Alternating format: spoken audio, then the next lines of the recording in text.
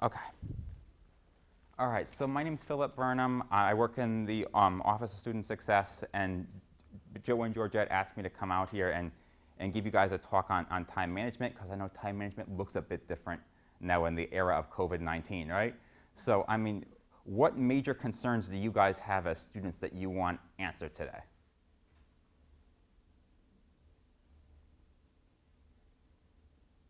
Personally, I don't have any questions. Any concerns, though? Anything you're struggling with regarding this topic? Um, I'm kind of just bad in time management in general, so that's the real reason why I came here. Yeah, can you talk specifically about maybe one or two things that you really struggle with regarding it? Because time management's broad. Right. I suppose with like assignments and due dates. Okay. So the due dates, when things are due. Other major concerns, questions, or struggles that you want me to touch on today? Mine's due dates, but mine's procrastination. Okay.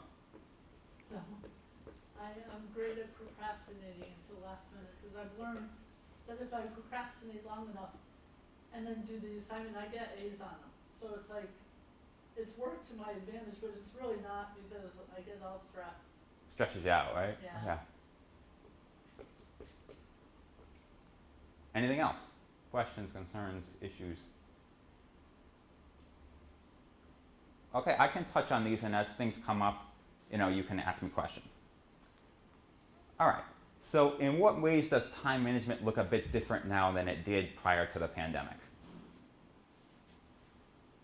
I suppose you have more time during COVID times than you did before that. It could seem that way, right? That you're home a lot more, you're kind of out of your routine, right? Right. So I mean, usually we're at home and we're working and going to school all from home, whereas before we used to have a routine. So kind of the barriers of our lives have kind of like really diminished or broken down. Everything's kind of happening in one spot.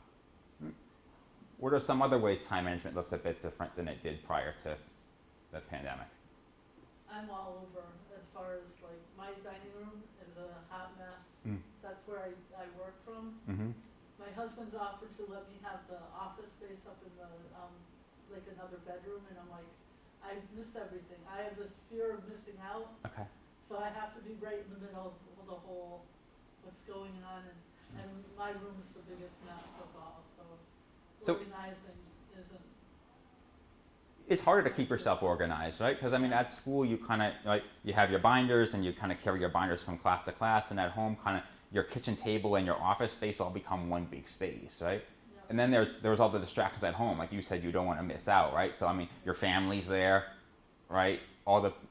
And they you love them, but they provide some distractions when it comes time to studying for that chem test, Yep. right? Yeah, I mean, a lot of times we're working and going to school and living all at home, and so the boundaries are, again, diffuse and blurred, right? There's a million things going on in the home environment, right? So like what takes priority? So we talked about, someone asked about prioritizing, right? It's harder to prioritize because when you're all in one spot, everything can look equally important.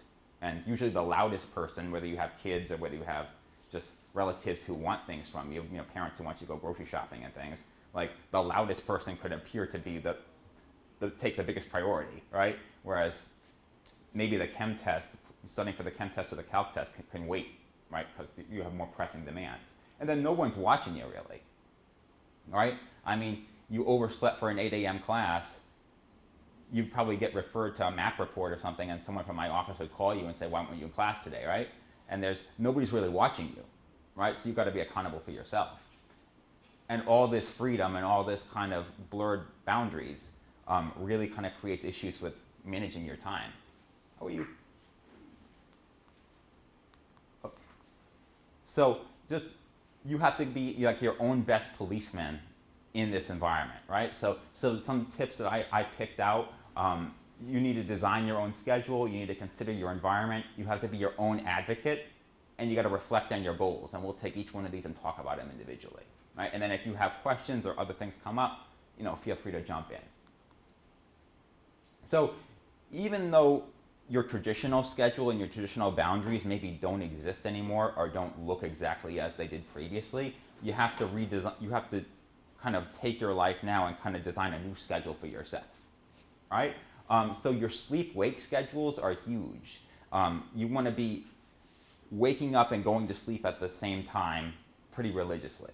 In this environment where your class, you don't have that 8 a.m. class, and everything is kind of converging in one spot and nobody's going to kind of wake you up for anything, you got to kind of keep your sleep and wake schedules pretty consistent. It gets too easy to kind of stay up till 3 o'clock in the morning and then sleeping until noon, but that's not a recipe for success. So your sleep and wake schedules are important, because if you're not taking care of yourself, everything else is going to kind of fall apart around you. So see if you can keep to good sleep habits and waking and falling asleep and rising at the same time pretty much every day. What's L-Ron? Okay, so you jump down here. So this is, Sorry. that's all right, I can talk about this now.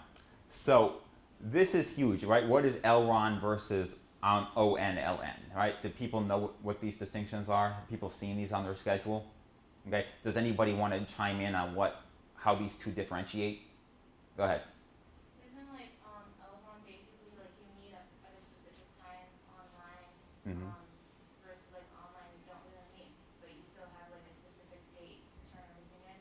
Yes, yeah, that's perfect, right? So the LRON stands for live remote online. Those are the virtual lectures, right? So in those classes, you have to attend during the time that's listed on your schedule. So if you have math Monday and Wednesday from 9:30 to 10:50, you have to be on your computer listening to your live lecture, right? So that your teacher is on the other side of the computer kind of giving the lecture, the same lecture she'd give in person, just virtually, right? So there you have to kind of be mindful of logging in and having reliable technology at a certain time and day, right?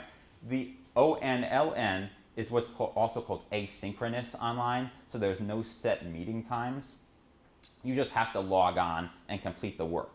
You can complete the work at 3 o'clock in the morning on a Thursday if that's what floats your boat, right? But you still have deadlines. A lot of people think that those ONLNs are self-paced. They're not, right? So there's deadlines and there's due dates, and you really have to, with an ONLN especially, you really have to be good with designing a schedule, designing your own schedule and staying on top of it, because the due dates are the due dates and things are due when they're due, right? So online does not necessarily mean self-paced, and virtual does not necessarily mean easier.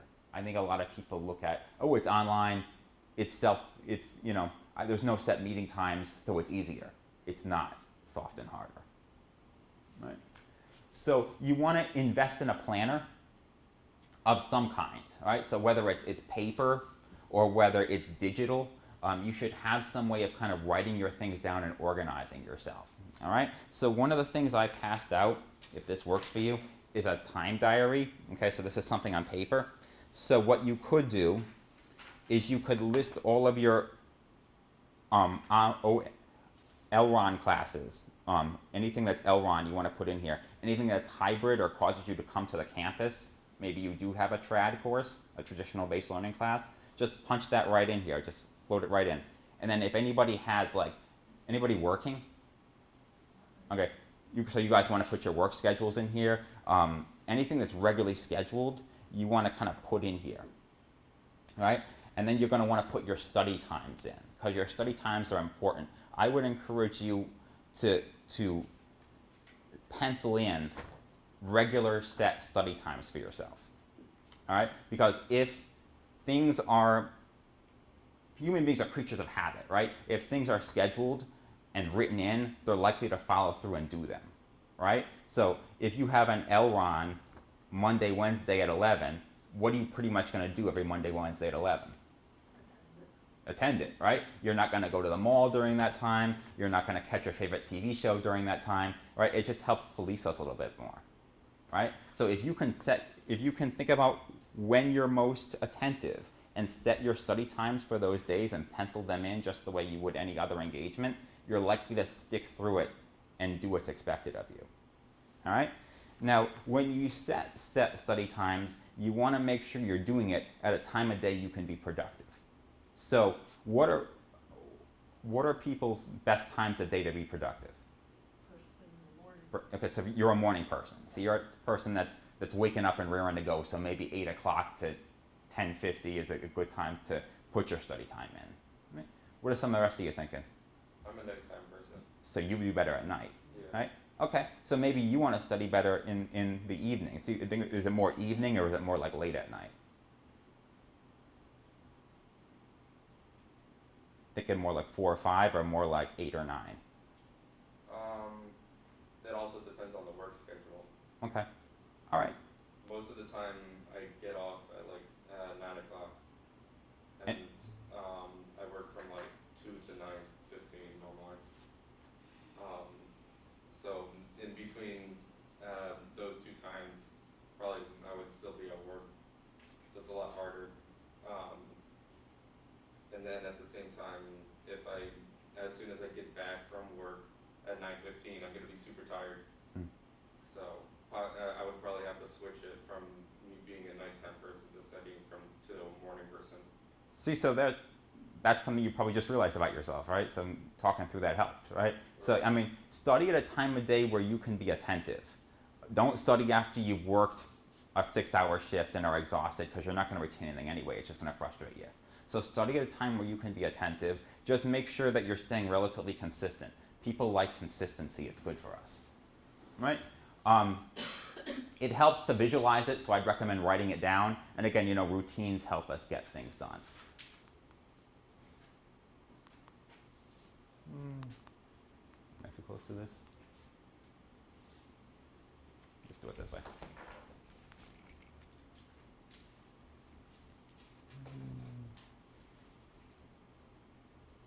Okay. So while you're designing a schedule, you want to be mindful of how much study time you have to put in. All right? So generally speaking, most college professors recommend that you take the credits and double them, and that's the homework, the minimum amount of homework time you're expected to put into the class, right? So for a 3-credit class, you're in the classroom for 3 hours a week. How much homework time do you got to put in? 6. So how much time minimum are you dedicating to studying for that class a week? 9, right? So if you take a lab, anything that's got like a 4 credits, like a lab course, how many hours in the classroom? 4, right? Because they give you 3 for the lecture, 1 for the lab, for a total of 4. How much homework time you got to put in minimum? So how much hours a week? 12, right? And so if you've got a class like English 096 or Math 096, that's one of those big 6-credit Whopper classes that are dead ed, 6 hours in the classroom. How many hours of homework time? And how much time per week? 18, right? So you want to make sure that you're putting in the required amount of time. Just because it's online doesn't mean this stuff changes. This stuff stays consistent. If anything, online classes require more work. So you guys have been doing online classes for about 2 years now, right? How have you found them in comparison to in person? In person's a lot better. In person's better. How is it better? Everything. Everything's better. People. You see people, yeah. I mean, right? Learning is a social activity, right? So we learn through each other and we learn through what people say, right? And it's hard to do that in a virtual environment, right? Because you're just kind of on your own island. When you're in person, you're in a set area, but when you're online, you get super distracted with everything else. Yeah, that's what we were talking about at the beginning, right? Is everything's converged in one spot. So maybe you got to look at your study location, right? So like, where do you study at home? Normally in an office. Okay, are you able to shut the door? Yeah. Okay, and what distracts you about that location? Honestly, it's like the tabs and everything like that above. I kind of get distracted with everything, so I suppose the computer itself is distracting. That's why I like in-person classes, because you're just set focused on one thing.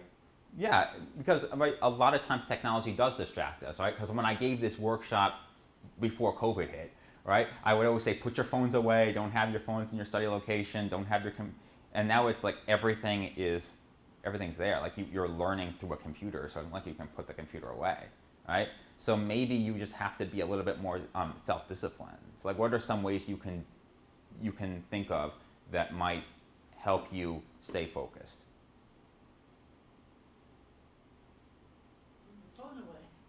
You could put the phone away, yep. What other ways?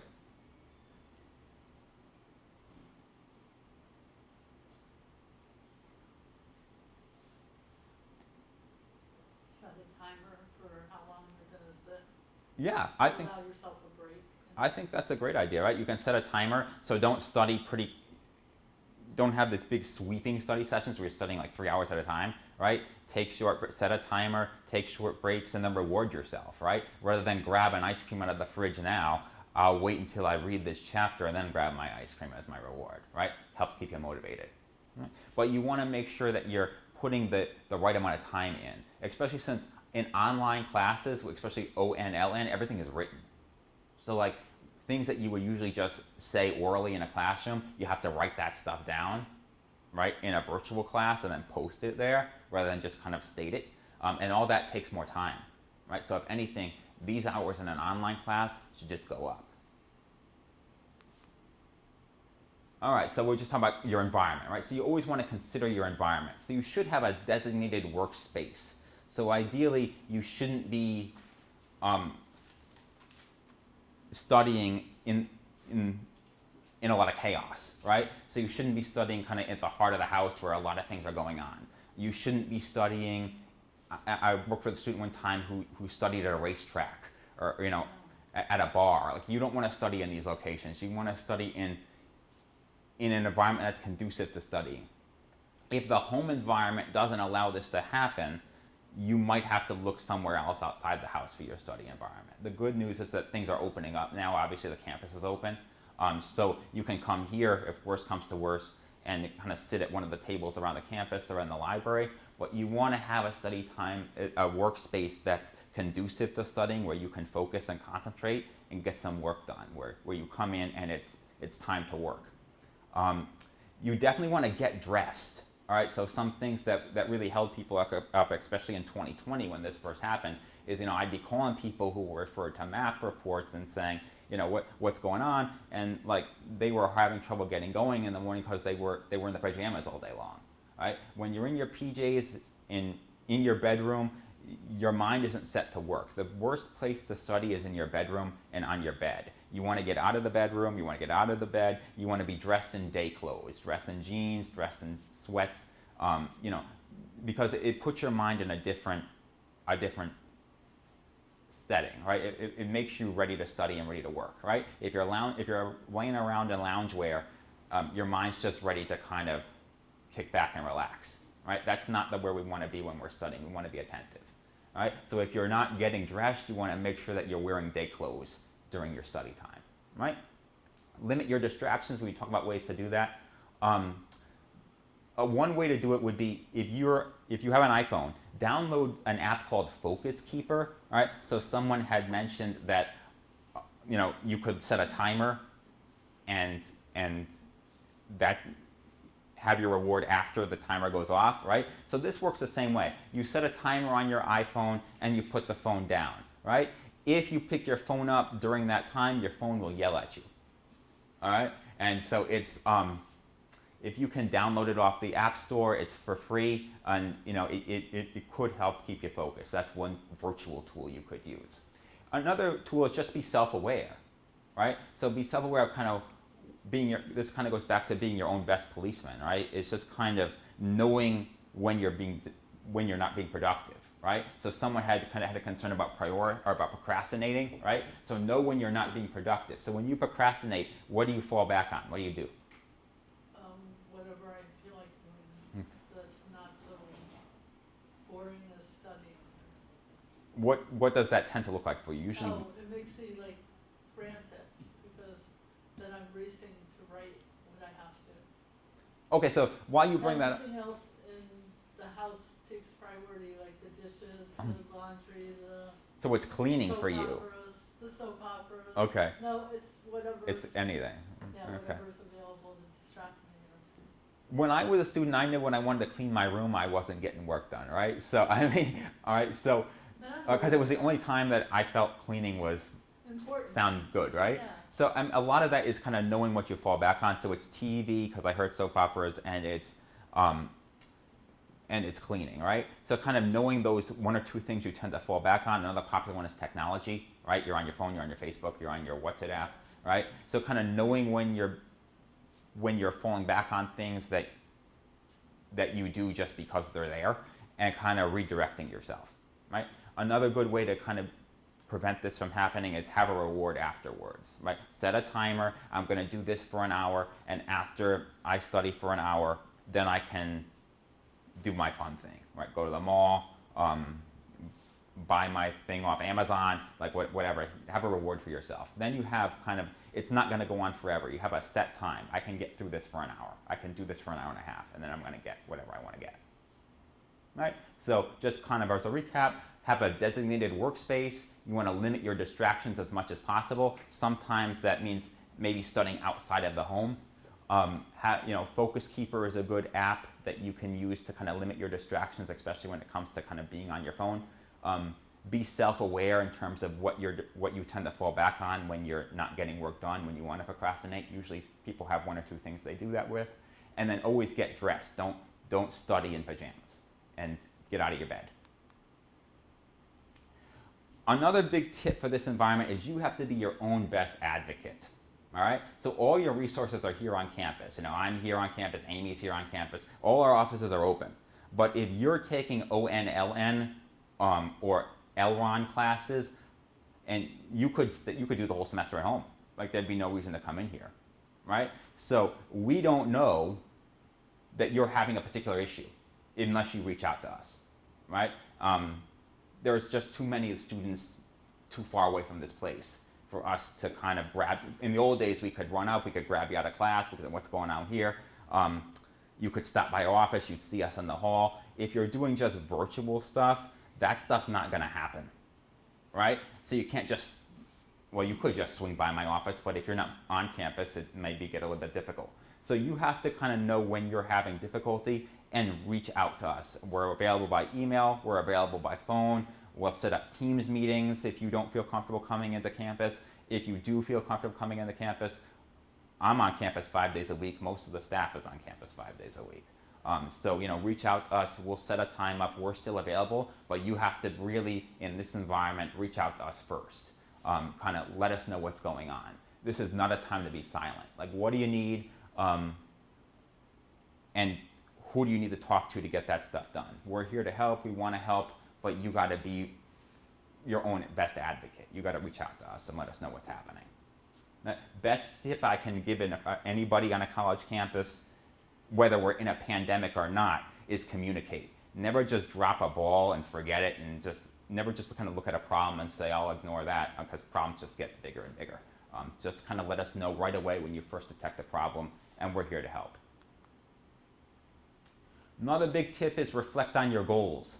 So like, why are you here, right? So this is in high school, right? The truancy officer isn't coming for you if you don't come to campus, right? So like, you chose to come to campus and you pay a lot of money to get a college degree, right? Why did you make that choice? What are you hoping to get at the end of this? And kind of reflecting on that.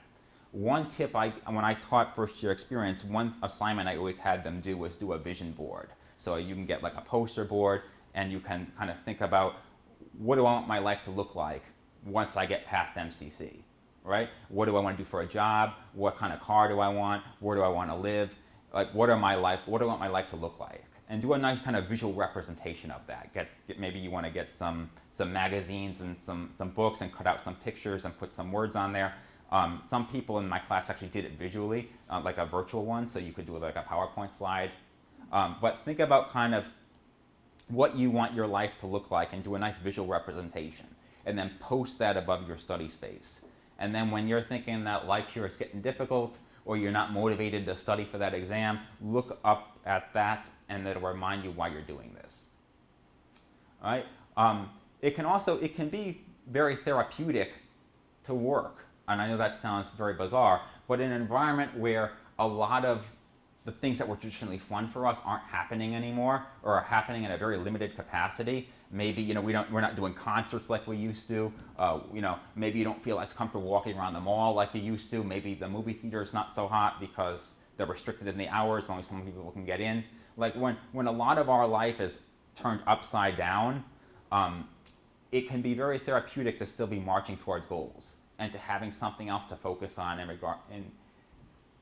rather than say, oh my God, what's happened to my life? What's going on here? When are we going to get back to normal? Just kind of have some things that are nice distractions for you. And some classes are a nice way to have some structure, have some routine, and have some sense of normalcy in your life, which is just good for your mental health in an environment like this where so much has changed. Any questions, concerns, problems, thoughts? I just want to be talking at you. Okay.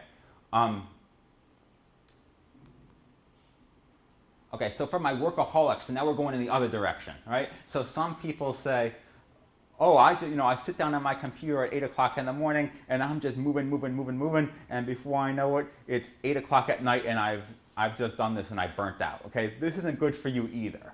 All right, so you want to, because again, everything's happening in one spot, right? There's not a time where the bell rings and we all go home, right?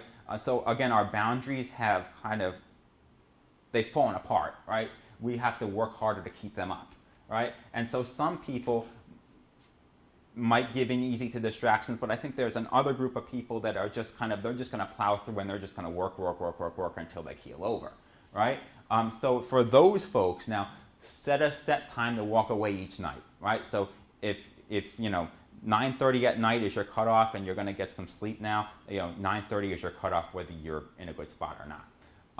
Don't expect perfection. A lot of people who are workaholics just kind of work because they expect perfection. Perfection doesn't exist. Just kind of do the best you can. Don't beat yourself up. Life is stressful enough. And kind of develop some interests outside of work, just to kind of give your mind a rest. Now, I debated whether or not I was going to include this, because I know some people out there are going to be like people who need this, you know who you are, right? People who have to get things done and Rome is burning around them and they say, oh, self-care, right? This doesn't apply to you, right? You know if it applies to you. So you always want to kind of use this as your guide. If you're hitting this, you're doing the minimum. If you're doing a little bit more, that's good. If you're doing excess above and beyond this and you're burning out, look at that slide at that point, right? Because at some point, right? At some point, we have increased hours but lower productivity because we've burnt ourselves out. We can't give what we could if we were better taking care of ourselves. And so again, I think this goes along to study at a time that's conducive to studying. If you've worked a 6-hour shift, this is not a time to sit down with a book. Take some self-care and then study at a time where you can be firing on all 4 cylinders. All right, so just to recap, set a set schedule. All right, so you got to come up with a schedule looks a bit differently because a lot of our indicators of what a schedule was prior to COVID have just kind of fallen apart. Be aware of your environment because everything is converging. Maybe you got to get out of the home. Advocate for yourself, remind yourself of your goals, and don't overdo it. All right, so another tool I have for you, I've given this to everybody in the audience, is a semester at a glance. Okay, this is a good time management strategy. It's one semester on a sheet of paper. All right, so what I would do with this is take all your syllabi, write all your due dates in pencil. All right, so write all your major papers, all your presentations, all your exams on this sheet. All right, you also want to put in if you've got weddings at this time, if you've got birthdays, if you've got job interviews, you want to put all that in there because time is collective, right? So our personal stresses are going to converge and cause everything's going to be stressful. Time collectively is stressful. So kind of know where things bunch up and then you can plan ahead. Things won't sneak up on you this way. All right, so I recommend using this. For my procrastinators, right? Weekly study plans. This is good for my procrastinators, right? So in this, okay, you're going to write your class names along the top, right? So what classes are you taking? Me? Yeah. English, evidence, and criminal procedure, and intro to corrections. Okay. See, I knew I needed this board at some point. Okay, we'll do it this way. Okay, so you're doing English. you're doing corrections, and you're doing evidence and courtroom procedure. I'm going to abbreviate. All right? So you have your classes along the top there. All right? Do you have a major assignment right now in any of these classes?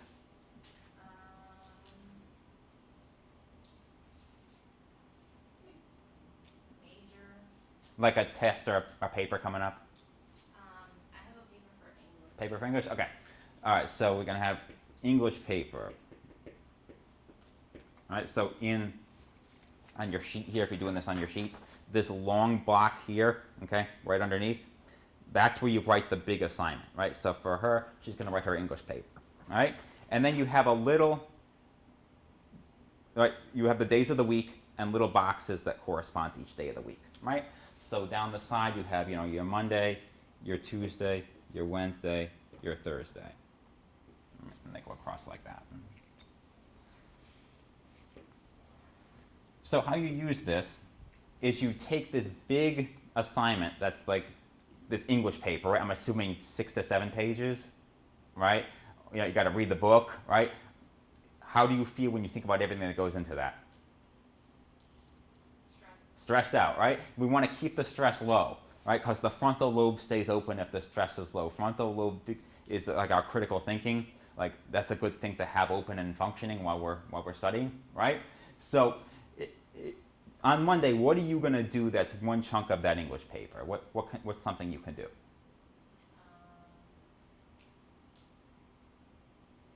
Take one piece of it. What's one piece? Reread the story.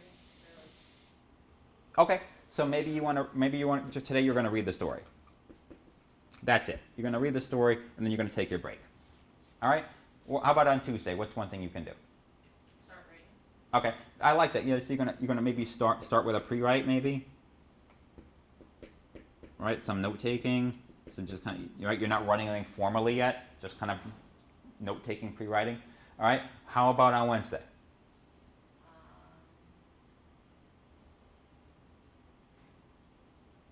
Put like everything together properly. Okay. So do you want to draft all at once, or do you want to hack your draft up and maybe do it 2 days? Maybe like draft off. Draft all at once? Okay. Today you're going to write the draft. All right. What are you going to do on Thursday? Do the final, like the final paper, like. Okay. So you're final going draft. to revise, Right. right, the final. And then you still have Friday, and maybe Friday you turn it in, or maybe Friday you keep revisiting it and button it up a bit. All right? So when you look at this, how do you feel? Less stressed out. Less stressed out, right? Because it's more manageable now, right? So it's about kind of breaking things down, right? So right, we talked about procrastinating and kind of the stress that comes along with procrastinating, right? This is a way to kind of avoid the procrastination. If you wait till the last minute, the stress goes up and nothing gets done because you spend half your time crying and give yourself gray hair, right? So if you just do it this way, it's a lot more manageable. You'll still have time to do all the fun things, and you won't need a therapist at the end of the week. All right. All right. So I would recommend this. Make yourself some copies. For all of you who are doing this kind of on the computer, you can come down and see me. I'll give you all the stuff. All right. Just kind of to hit so that's the weekly study plans. So just to kind of recap the questions I had at the start. So due dates. All right. So what are some ways that we talked about that can give you approaches for handling due dates more effectively? How do you plan to go about that now? Write it down in the schedule. Write it down as, yeah, having some kind of schedule written down, right? Anything else people want to add regarding ways they can keep track of due dates? The date book or planner. Yeah, having some kind of schedule, right? Whether it's a virtual calendar or a physical calendar, kind of writing those down. Some people write it in a paper calendar and then never look at the calendar again. If that's you, I would recommend a virtual calendar, something usually that chimes and beeps at you to motivate you to kind of look at it. Because if you're just going to write it down and never look at it again, it's useless to you, I'd go in the realm of a kind of a ritual, something that chimes and beeps so that you can go in and look at it. Those are ways to keep due dates together. We talk about procrastinating, right? So we talked about kind of how the stress just piles on. It's not a good place to be. So just kind of breaking it down, the weekly study plans help out with that, and it helps reduce the stress, which is the other concern I had. Any final questions, concerns, problems, things people want to know? All right, so that's time management and COVID. Thanks for coming.